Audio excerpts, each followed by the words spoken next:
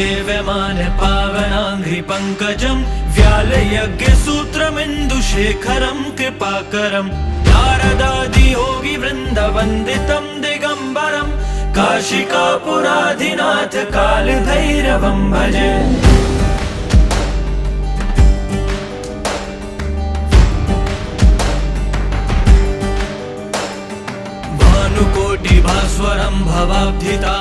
আমরা দাঁড়িয়ে আছি ঘাটুলে, তপন ব্লকের দক্ষিণ দিনাজপুরের মা ঘণ্টেশ্বরী যে রূপ নিয়ে এখানে আছে তার এত বড় একটা ইতিহাস এখনো পর্যন্ত কেউ তুলে ধরতে পারেনি, যেটা এসটিভি বাংলায় তুলে ধরা হচ্ছে।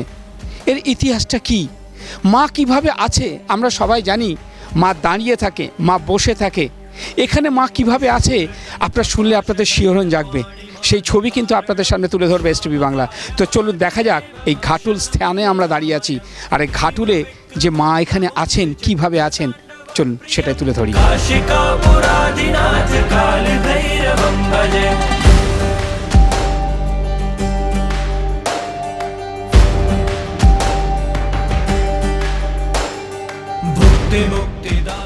দেবীর চরণ মহাদেবের মাথায়, মহাকালের মাথায় পা দিয়ে আছেন।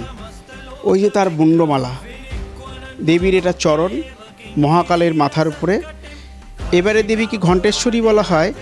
এলাকার গরু বাছুরের কোনো সমস্যা হলে দুধ দিয়ে দেবীকে স্নান করা হয়, যেটা গরুর একটা মূর্তি আছে।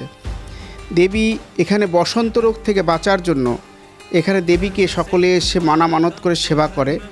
দেবী এখানে অনন্ত ভক্তের অনন্ত মনস্কামনা পূর্ণ করে বলে দেবী এখানে ঘণ্টেশ্বরী রূপে তিনি বিরাজমান। অষ্টাদশ ভুজা মূর্তি, এই অষ্টাদশ ভুজা মূর্তি তাকে জগদম্বা বলা হয়। সেই জগদম্বার সেই মূর্তি এখানে আছে। শ্রী শ্রী চণ্ডীতে দেবী অষ্টাদশ ভুজার কথা বলা হয়েছে। সেই অষ্টাদশ ভুজা দেবী মহামায়া, তিনি এখানে আদ্যাশক্তি, তিনি এখানে প্রতিষ্ঠিত হয়ে আছেন। এই মূর্তির অবশিষ্ট অংশটা একটুখানি পাশেই আবার আছে। দেবী যে অষ্টাদশ ভুজা তার 18টা হাত, 18টা হাতে দেবী এখানে পরিব্যাপ্ত হয়ে আছেন। তিনি মহাকালী, মহাদুর্গা রূপে, ঘণ্টেশ্বরী রূপে তিনি এখানে বিরাজমান। কালাপাহাড় এই অনিষ্ট করতে এসে তিনি নিজে তার সমস্ত সৈন্যবর্গ সমাপ্ত হয়ে যায়। দেবী এখানে স্বপ্নাদেশ করে বলেন, তোমরা আমার সেবা করো, তোমরা পুজো করো, এলাকার গ্রামের সকলেই ভালো থাকবে। দেবীকে এখানে সমস্ত ভক্তরা মন প্রাণ ঢেলে দেবীর কাছে এসে পুজো দেয়, সকলের মনস্কামনা পূর্ণ হয়। দেবী এখানে মনস্কামনা পূরণ করার জন্যই তিনি পুজো গ্রহণ করেন এবং ভক্তদের কল্যাণ করেন, এবং এই কল্যাণের ফলে অগণিত ভক্ত এখানে আসে। এবং জ্যৈষ্ঠ মাসে দেবীর বড় মেলা হয়, শ্রাবণ মাসের সংক্রান্তির দিনে বিসর্জন দেওয়া হয়, আবার বৈশাখ মাসের প্রথম মঙ্গলবার বা শনিবার থেকে তার পুজো শুরু হয়। এখানে বহু মানত করে, অনেকেই দেবী দেখতে পাচ্ছেন চারদিকে সুতো বেঁধে রেখে গেছে মনস্কামনার জন্য। ভক্তদের যে সর্বদাই চাহিদা মায়ের কাছেই তো চাইবে, কি চাইবে? কেউ ধন চায়, কে পুত্র চায়, ধনং দেহি পুত্রং দেহি যশং দেহি, দাও মা করে সবাই চায়। কিন্তু প্রকৃত ভক্তরা কি চায়? কৃষ্ণ ভক্তি দাও মা, আর কিছুই চাই না। যেটা পেলে আর কোনো কিছু পেতে হবে না, যেটা পেলে আর কোনো কিছু চাওয়ার দরকার হয় না। মার কাছে সেটা অবুঝ ছেলেরা চায় না, বিষয় চায়। তাই মা বিষয় দেবার জন্য মায়ের 4টে হাত আপনারা দেখেছেন। একটা হাতে খড়গ নিয়ে থাকেন, অনিষ্ট করতে গেলে তার জন্য তিনি ভয় দর্শন করান। একটা হাতে মুন্ড নিয়ে দেখান যে এই হাতটা দেখো, আমি মুন্ড নিয়ে আছি, তোমরা যদি অনিষ্ট করো তাহলে তোমাদের এই দশা হবে। একটা হাত দেবী এরকম করে দিয়েছে, সংসারে বিষয় চেলে আমি ঢেলে দেব। আর একটা হাত যদি আমার স্বামীর জন্য যদি ধ্যান করো, পরমার্থ লাভ করবে। তাই পরমার্থের দিকে তিনি আর একটা হাত তুলে রাখেন।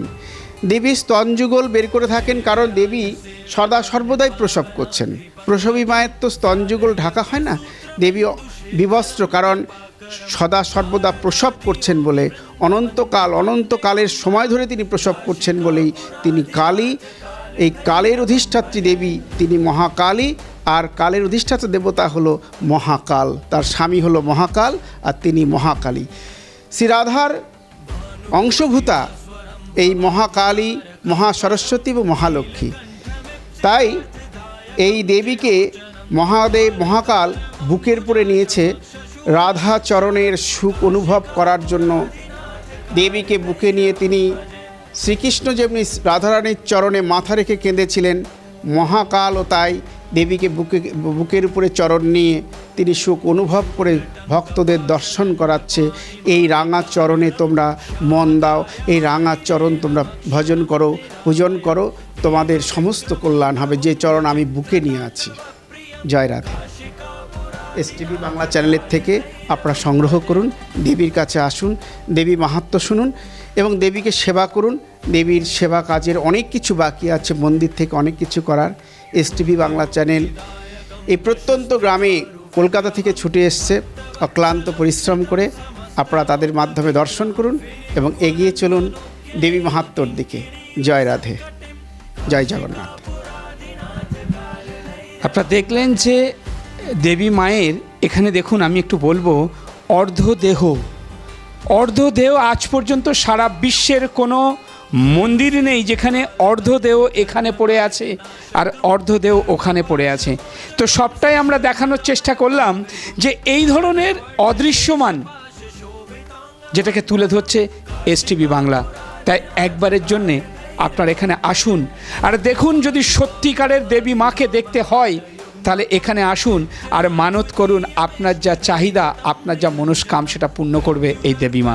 তাই প্রতিনিয়ত এসটিভি বাংলা নতুন নতুন তথ্য নিয়ে আপনাদের সামনে হাজির হবে। তাক লাগানো খবর, বিনা পয়সায় কম্পিউটার শেখান আর প্রতি মাসে 50,000 রোজগার করুন। কি কথাটা শুনে অবাক মনে হচ্ছে তো? আরে না, ঠিকই শুনেছেন। আপনার কি কম্পিউটার ইনস্টিটিউট রয়েছে অথবা আপনার কি বড় জায়গা পড়ে আছে? এই প্রথম কম্পিউটারে বিনা পয়সায় বিভিন্ন কোর্স করিয়ে উল্টে আপনি প্রতি মাসে 50,000 টাকা রোজগার করার সুযোগ পাচ্ছেন। এই সুযোগ একমাত্র করিয়ে দিচ্ছে সুবিধা প্রসেসিং। এই সুযোগ কিন্তু হাতছাড়া করবেন না। আজই যোগাযোগ করুন 9073879313 এই নাম্বার।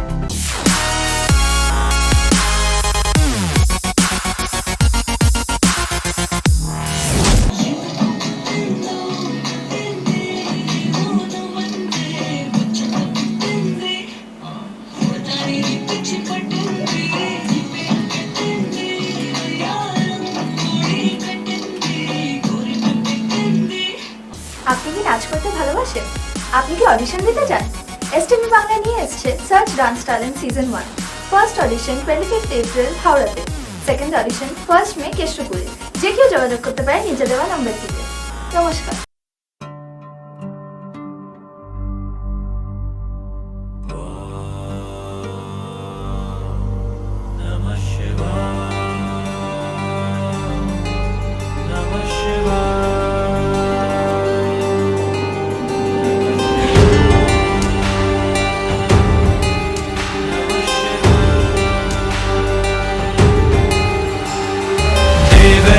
सेव्यमान पावनाङ्घ्रि पङ्कजं व्यालयज्ञसूत्रमिन्दुशेखरं कृपाकरं नारदादियोगिवृन्दवन्दितं दिगम्बरं काशिकापुराधिनाथ कालभैरवं भजे।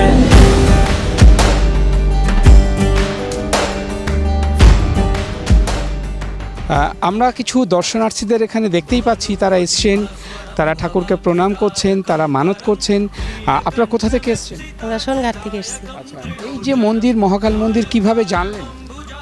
লোকের কাছে শুনলাম এখানে মন্দির হয়েছে, নতুন মন্দির, ওই জন্য আমরা দেখতে আসলাম এখানে মন্দির। আপনি কি প্রথম আসছেন না এর আগে এসেছেন? প্রথমে আসলাম। প্রথম আসছেন। তো আজকে এখানে এসে মহাকাল মন্দিরকে দেখে কেমন লাগলো? ভালো লাগলো। হ্যাঁ, খুব ঠাকুরের কাছে মানত করলেন? করলাম। ঠাকুরকে আমাদের পাপীদের মানুষ শুনবে, এখন যদি ঠাকুরের কৃপা হয় হলেও হতে পারে। আচ্ছা, আপনারা তো অনেক মন্দিরে ঠাকুর দেখেছেন, আজকে এখানে দেখছেন 3 রূপে আছে, 3 ভাবে ঘুরিয়ে ফিরিয়ে। এরকম এর আগে কোথাও দেখেছেন? না, দেখিনি তো, এরকম দেখিনি কোনোদিন, এখনই দেখলাম এখানে। তো দেখে কেমন মনে হচ্ছে?